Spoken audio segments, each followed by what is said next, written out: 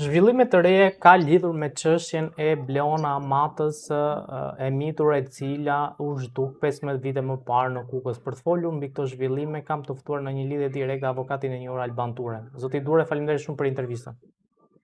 Faleminderit shumë për mundësinë që më jepni. Faleminderit për ftesën. Zoti Ture, kemi pasur akuza kohët e fundit, ditët e fundit nga EJM-a lidhur me fatin e Bleona Amatës. Mund ta thoni pak se çfarë ka ndodhur? Është rikthyer sërish ngjarja e dhimbshme e humbjes të miturës Bleona Amata në vitin 2010 dhe tashmë ne po kalojmë, pra ka gati 15 vite, po kalojmë në vitin e 16 ku ende nuk është zbardhur kjo ngjarje kaq e rëndë, pra ku ka humbur jetën, më falni, ku nuk dihet fati se ku ndodhet e mitura, e cila mundet, jo mundet, por për kaq shumë kohë sa kanë kaluar, ajo tani duhet të ishte 21 vjeç.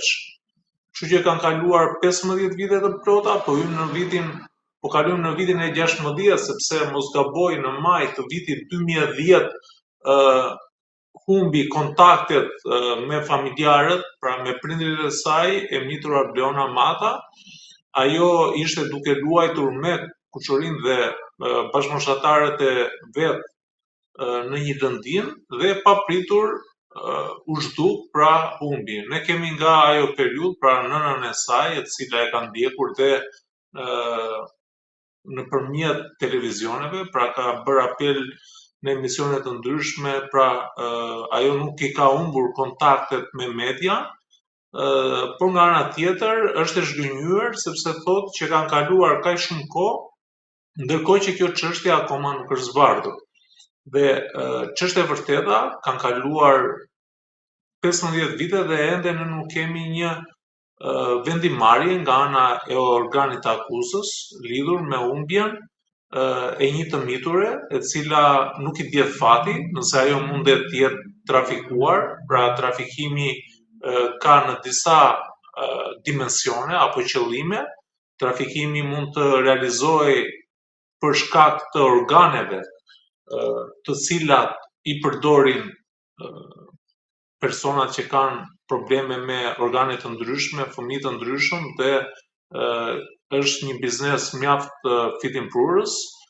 Së dyti, rrëmbimi mund të jetë kryer edhe për shkaqe të cilat kanë të bëjnë me birësim jo në rrugë ligjore, por duke falsifikuar dokumentacionin edhe duke kryer një mekanizëm të tillë që ta bësh fëmijën pa procedurë ligjore, po në mënyrë të falsifikuar, dhe zakonisht këto metoda përdoren jashtë shtetit, pra në vendet të tjera ku një hipotezë është që mund të jetë realizuar në Republikën e Maqedonisë së Veriut, dhe trafikimi tjetër mund të jetë për shkaqe për qëllim shfrytëzimi, siç mund të jetë për lypje, pra në rrugët e Evropës, kryesisht në rrugët e Evropës perëndimore apo në vendet e zhvilluara, ku fëmijët përdoren që të mbledhin të ardhura në semafor apo në qendra tregtare dhe në rrugët e Evropës. Dhe qëllimi tjetër i trafikimit mund të jetë edhe për arsye seksuale, që do të thotë të mitur, të cilët shfrytëzohen, abuzohen seksualisht nga njerëz të cilët kanë probleme psiqike, probleme mendore, por këto nuk përjashtojnë që të jenë edhe njerëz politikan të rangut të lartë, perëndimor, por edhe të pasur sheik, të cilët përdorin fëmijët pra për të shfryrë repshet e tyre, pra kanë kënaqësi seksuale të çmendura, duke arritur edhe në abuzimet me fëmijët. Pra këto janë hipoteza për sa i përket trafikimit, që mund të jetë kjo qëllimi që pse mund të jetë trafikuar. Hipotezë tjetër ka lidhur me zhdukjen, pra mundet që ta ketë zhdukur dikush i cili është ndjer i rrezikuar, sepse Bleona mund të ketë qenë e pranishme në një ngjarje të caktuar, siç mund të jetë në një marrëdhënie dashurore, dhe për të humbur në mënyrë që ajo mos të fliste, pra që mos të komunikonte, mos i thoshte dikujt, dhe zakonisht këto ndodhin në zonat e izoluara dhe në zonat rurale, ku në pamje të parë ata pra banorët, qytetarët, të cilët banojnë në këto zona kanë nderin, pra nderin që do të thotë kur kanë një marrëdhënie dashurore, ato e kanë shumë tradit nga ana formale, por natyrisht që ka edhe ngjarje të tilla dhe dyshohet që ndoshta një nga prindrit apo ndonjë afërm tjetër mundet që të ketë qenë Bleona aty prezent, dhe për të shkak ato mundet ta kenë zhdukur, mundet ta kenë qelluar që mos të tregoj. Pra ka shumë hipoteza të cilat mendoj organi akuzës i ka ngritur në momentin që hetohet një ngjarje. Pra ngjarje të tilla janë shumë të rënda, por që pse humbet një fëmijë kur është duke luajtur me bashkëmoshtarët e tjerë, dhe të tjerët nuk humbasin, që do thotë nuk shkojnë në shtëpi dhe kthehen, ndërkohë që kemi Bleonën e cila nuk gjendet. Pra besoj që organi akuzës duhet që ta ketë shtrirë, le të themi në këto hipoteza, hetimin e tij. Mundet shkaqet e humbjes apo të zhdukjes së saj, mundet të jetë që edhe bashkëmoshtarët mes njëri tjetrit mundet që të jenë goditur, të jenë zënë, dhe për mos të sjell probleme, pra ajo mundet të ketë humbur edhe jetën. Pra, kështu që i takonte organit akuzës që ta shtrinte në këto plane dhe mos ta mbyllte çështjen, të arkivonte ai shpejt, sepse kemi të bëjmë me një fëmijë të mitur, pra me një jetë njeriu, me një qenie të pafajshme, dhe tjetra është shumë e rëndësishme që organi akuzës në momentin që merr kallëzime të tilla, në momentin që ndodhin ngjarje të tilla, duhet të shkojë menjëherë në vendin e ngjarjes me ekspertët e saj,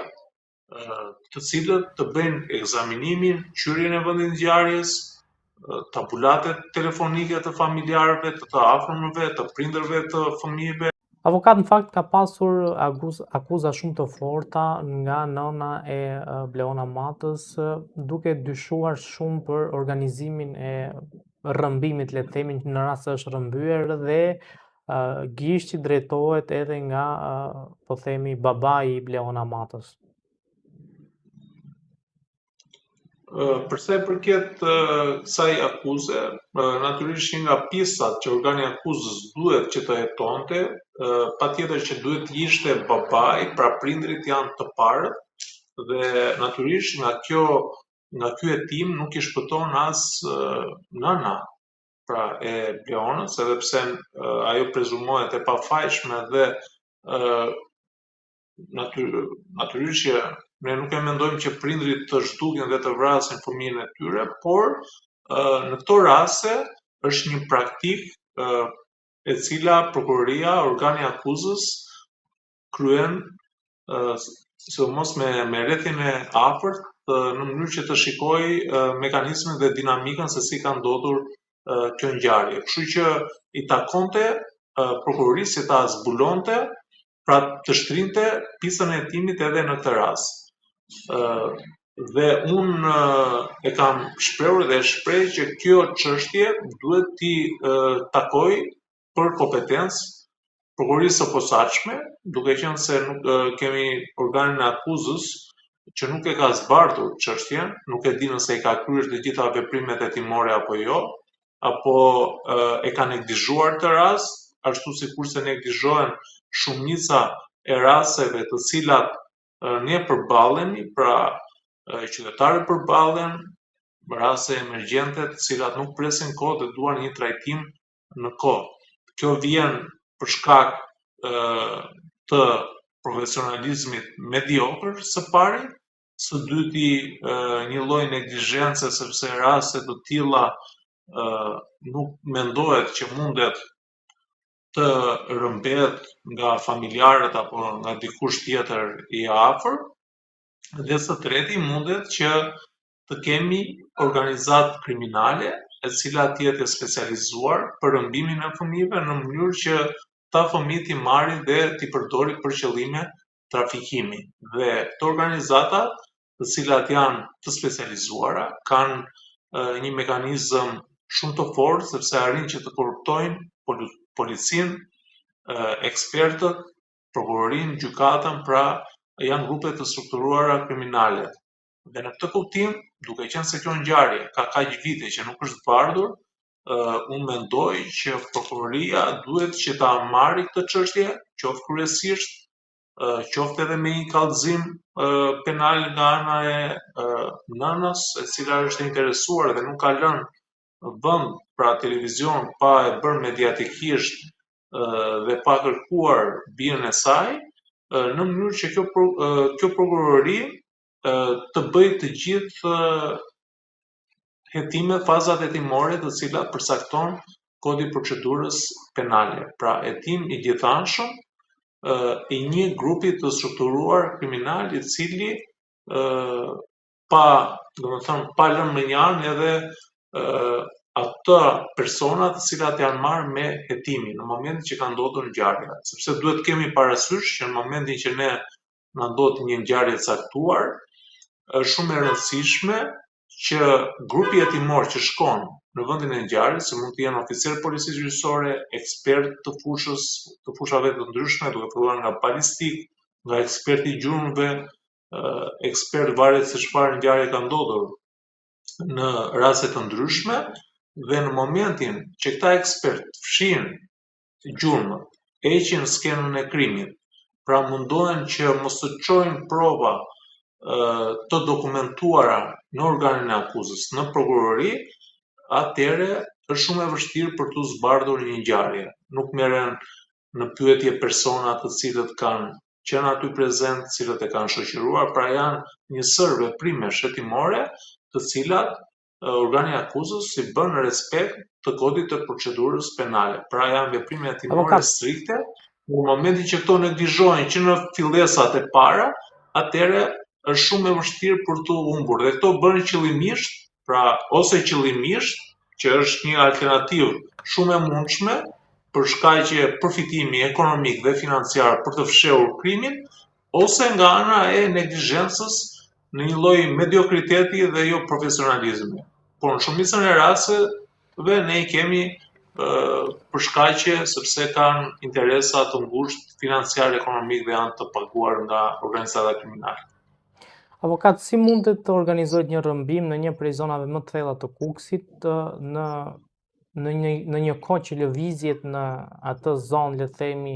qoftë me makinë, qoftë po themi në këmbë, kanë qenë shumë kufizuara dhe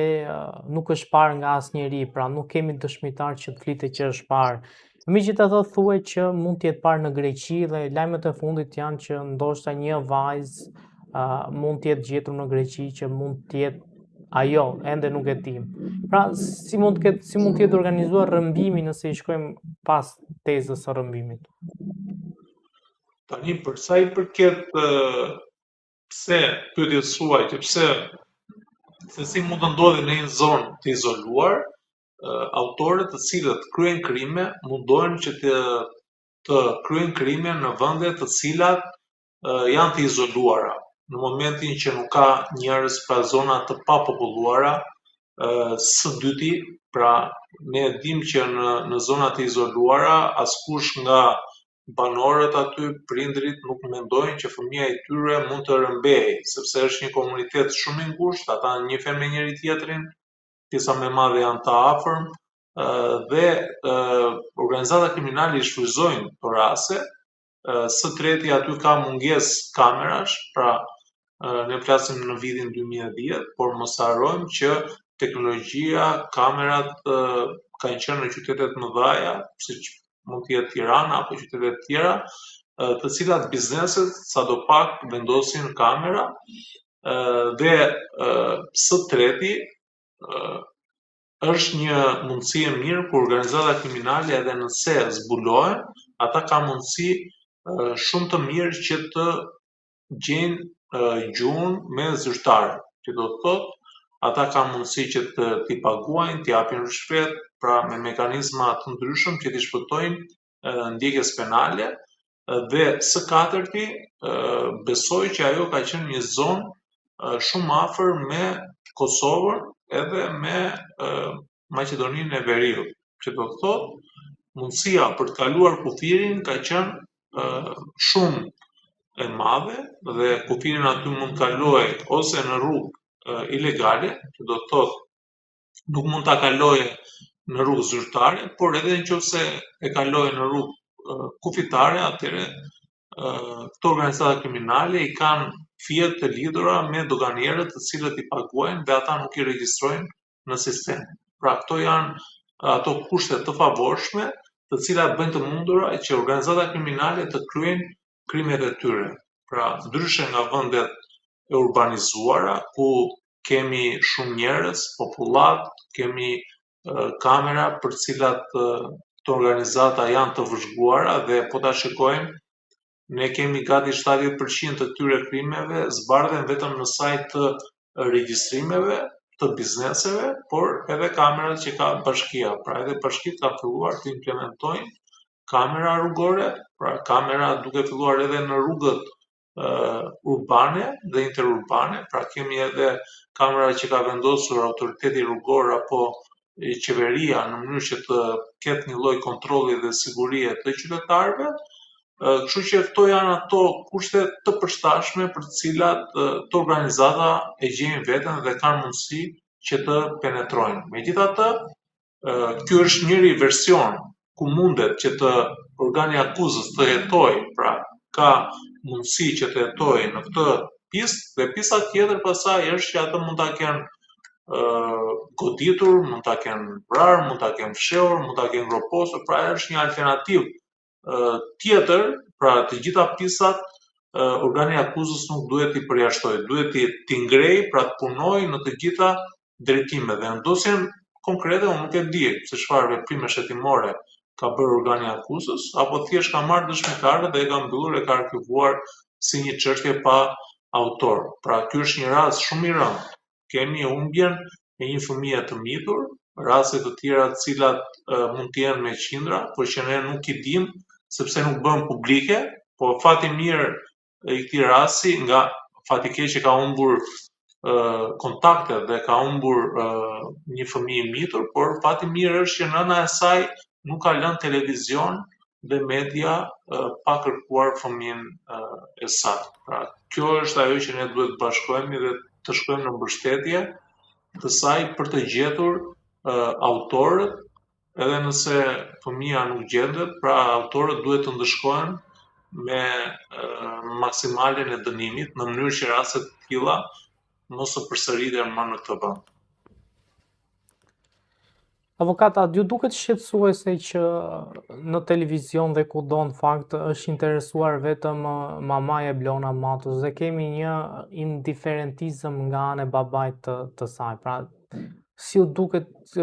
kjo lloj qasje babait lidhur me këtë ngjarje, duket sikur si intereson fare që i ka humbur vajza në fakt. Të paktën në publikës se kështu ndoshta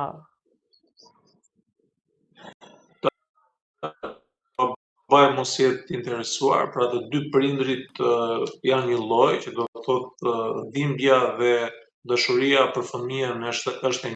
njëjtë, pavarësisht femrat apo nënat e shprehin më shumë dashurinë për fëmijët dhe baballarët ndryshe nga ato patjetër që sakrifikojnë për familjen dhe për fëmijët e tyre, por janë pak më të ftohtë nga ana, po them, nga ana biologjike dhe nga ana se si e vlerësoj unë edhe në çështje të tjera apo në një marrëdhënie familjare. Unë nuk e di marrëdhënien, se çfarë marrëdhëniesh kanë konkretisht. Pra, janë bashkë, janë martuar edhe e tjera me radhë, por nuk e besoj që babai nuk interesohet. Ndoshta është dhe një marrëveshje mes tyre, sepse nëna mund të jetë e artikuluar, pra ka një lloj komunikimi më të mirë se babai dhe ndoshta është lënë mamaja që të flasi dhe të kërkoj, pra mediatikisht, Megjithatë, për fëmijën avokati familjes ka hedhur dyshime ndaj babait, edhe babait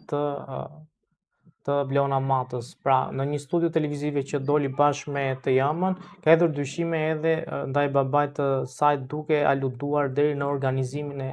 një rrëbimi të mundshëm. Pra duket sikur që palët njëra me tjetrën nuk janë aq, po themi, tani të bashkuar që do të çështje. Në qoftë se ata kanë hedhur akuzë, atëherë është organi prokuroria, pra prokuroria e cila duhet ta hetojë këtë çështje edhe në këtë dimension. Ne tham pak më sipër që të gjitha pistat janë të mundshme, pavarësisht se ne nuk duhet që të vëmë gishtin dhe të themi që ka kryer ai, sepse nuk kemi askush që ne të paragjykojmë dhe të gjykojmë, ne këtu po e ngrejmë në kuadrin teorik, që do të thotë prokuroria duhet që ta hetojë në të gjitha dimensionet, ku nuk përjashtohen dhe prindrit. Pra, sepse kanë ndodhur ngjarje të tilla që edhe prindrit kanë abuzuar me fëmijët e tyre, janë parë nëse kanë kryer ndonjë veprim të palishëm apo ndonjë gjë për cilat ata nuk duan që të marrin vesh fëmija e tyre dhe ka ndodhur deri në atë rast që mund ta kenë goditur në mënyrë që ta trembin fëmijën e tyre dhe t'i ketë shpëtuar nga dora, pra nuk kanë dashur që ta vrasin dhe kanë ndodhur ngjarje të rënda dhe këto janë zbuluar shumë vonë, ose kemi pasur rastin e fundit në Durrës, që vran baban, pra u bë fëmijët, mamaja, pra shkuan bashkë dhe vranë e groposën baban. Kështu që kemi qindra raste të tilla fatkeqe, për të cilat edhe pse nuk e kanë dashur vrasjen e fëmijës së tyre apo familjarit të tyre, i ka shpëtuar situata nga dora. Kështu që prokuroria duhet që edhe këtë pjesë mos ta përjashtojë nga hetimi, ndaj them që duhet në kuadrin e grupit të strukturuar kriminal që edhe ta marrë si kompetencë prokuroria e posaçme, në mënyrë që ta hetojë këtë çështje dhe edhe nëse larqop nuk dua ta uroj, ka humbur jetën Leona, kjo ngjarje duhet marrë vesh edhe nga prindrit, domethënë, që të jenë të qetë nga ana shpirtërore dhe autorët të marrin dënimin maksimal, sepse kemi të bëjmë me qenie të mitura, qenie të pambrojtura, për të cilat shoqëria është neglizhente, pra të gjithë duke filluar nga institucionet, policia, pra edhe tashmë ne kemi raste të ngjashme, që do të thotë qoftë konflikte, shere mes adoleshentëve, fëmijëve, marrje jetësh dhe në fund fare ne nuk kemi një lloj solidariteti apo mbështetje që shteti duhet të jetë pranë familjeve, pranë shoqërisë, pranë shkollës, pranë mësuesve, në mënyrë që këto ngjarje mos të përsëriten dhe të zgjidhen këto konflikte. Pra jemi një shoqëri indiferente. Ky është alarmi që ne duhet të ngrejmë, në mënyrë që ne të rikthejmë vëmendjen që ka pasur shoqëria përpara viteve 90, pra kemi pasur një vëmendje ku edhe nëse ne shikonim dy fëmijë të mitur që zgjidheshin me njëri tjetrin, kalonim në rrugë dhe ne mundoheshim t'i qetësonim, t'i ndanim, t'i thoshim që jeni shok apo shoqe etj. Kurse këtu indiferentizmi është në maksimum, ku ne mund të shikojmë një sherr, s'na intereson, një fëmijë që mund të trajtohet dhe jemi indiferent, pra është për të ardhur keq se jemi një vend i vogël dhe këto tradita kaq të mira që ne kemi pasur i kemi hequr nga kultura jonë. Pra duke marrë perëndimin si një lloj etaloni pozitiv me një sjellje etnocentrike, pra që do të thotë ne mbivlerësojmë ata dhe ne vlerësojmë vendin tonë, kulturën tonë, ndërkohë që ne këto janë vlera që ne kemi pasur, qoftë për familjen, qoftë për shoqërinë, pra qoftë për komunitetin. Pra kemi qenë të organizuar, po pas viteve 90, shoqëria jonë është përfituar. Pra është bërë një shoqëri hakmarrëse, e sertë, pra nuk jemi tolerant dhe shumë probleme tjera. Dhe për to shkaqe, kjo ngjarje duhet që të hetohet dhe të shkojmë para përgjegjësisë dhe policia kush ka qenë prezent, kush është marrë me hetimin që mund të që e kanë parë si një çështje kote dhe nuk janë marrë fare me dosje. Avokat, sa gjasta kanë që pas 15 vitesh gati të zbulohet e vërteta se çfarë ka ndodhur realisht me Bleona Matën? Për pas 15 viteve është shumë e vështirë. Pra është shumë e vështirë që të zbardhet ngjarja, por organi akuzës ka mekanizma të sofistikuar. Që do të thotë, do të sekuestroj dosjen, do marrë dosjen çfarë veprime hetimore janë bërë, do merren pyetje kush i ka kryer këto veprime hetimore, duhet parë se çfarë sjellje kanë pasur personat që kanë qenë përgjegjës se janë marrë me këtë çështje, që do të thotë ata mund të jenë bërë sipërmarrës, biznesmen, kanë investuar, kanë bërë prona e tjera me radhë. Do të pyeten persona të cilët kanë ndodhur, pra fëmijët që kanë qenë aty, të miturit që kanë luajtur me Bleon, prindërit e tyre, familjarët, pra një lloj hetimi im, pra i thellë dhe shikon dhe pas 15 viteve vërtet skena e krimit është fshirë dhe as se diskutohet, por ne mundet që me indicje të tjera kuptojmë se si ka qenë jeta e personave që kanë pasur DNI, që do thotë ata mundet të jenë korruptuar nga kjo organizatë kriminale, mund të jenë marrë para, jeta e tyre ka ndryshuar, sjellja e tyre ka ndryshuar, në momentin që këto do thirren nga organi akuzës, ta do bëjnë, do kenë komunikim me njëri tjetrin, jo thash këtë apo thash atë, dhe prokuroria këta i vendos edhe në një përgjim ambiental apo përgjim telefonik. Pra, këto janë mekanizma që në momentin që ngjarja nuk është zbuluar, janë mekanizma që përdor prokuroria që të zbulojë të vërtetën. Pra, do thirret një familjar që ka qenë prezent fëmija e tij, ai mund të diskutojë me bashkëshorten e vet, pra bashkëshorten mund të flasë me dikë që ka bashkëpunuar, polici i zonës, i plotfuqishmi që ka qenë aty, pra janë mekanizma të cilat organi akuzës i përdor që të zbulojë të vërtetën. Dhe vetëm këto mekanizma ka, pastaj që tek kalimi doganor, pra numrat e telefonit që kanë qenë, qelizat cilat ngelen te kompanitë e telefonit, pra këto janë ato veprime hetimore që faktikisht duhet që prokuroria t'i kryente që në fillim, dhe nuk e di ai ka kryer apo jo, ndërkohë që prapë sërish është një rrugë të cilën prokuroria e posaçme duhet që ta kryejë. Avokat, faleminderit shumë për intervistën. Ju falenderoj shumë për ftesën dhe uroj dhe shpresoj që kjo ngjarje të zbulohet sa më shpejt. Urojmë dhe ne.